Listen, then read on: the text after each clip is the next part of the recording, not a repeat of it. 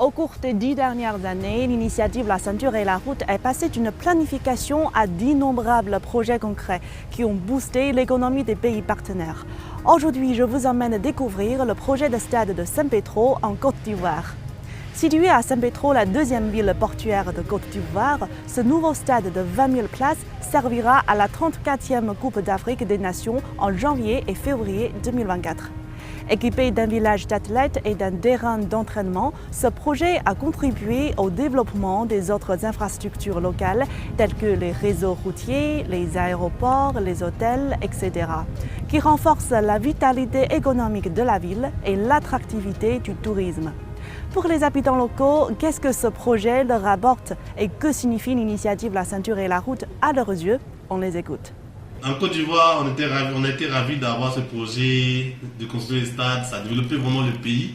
On a de très belles infrastructures et en tant qu'entreprise GBS, nous avons participé à cela.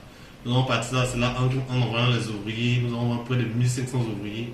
Et nous avons vu que ces ouvriers étaient ravis, ils ont été payés, ils ont bénéficié des salaires et de beaucoup d'avantages grâce à ce projet-là. Nous sommes vraiment ravis des projets chinois et le peuple chinois qui nous montre leur culture, leur manière de travailler. Nous sommes vraiment ravis de travailler avec le peuple chinois. Parlant du développement local, ce projet a considérablement contribué à cela puisque les voies d'accès au stade ont été réaménagées, réhabilitées et puis il y a eu le traçage de nouvelles routes. Il faut préciser que ce projet m'a permis beaucoup de développer mes connaissances techniques sur le chantier. Parlant de nos collègues chinois, il faut vraiment avouer leur amour profond du travail et puis leur volonté à transmettre leurs connaissances aux ouvriers locaux.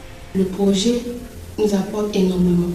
Vu que la Côte d'Ivoire organise la 34e édition de la Coupe d'Afrique des Nations, cela est très important car elle permet l'épanouissement de la population. Durant les matchs, ça peut aussi créer des liens entre les différents peuples, les différents supporters.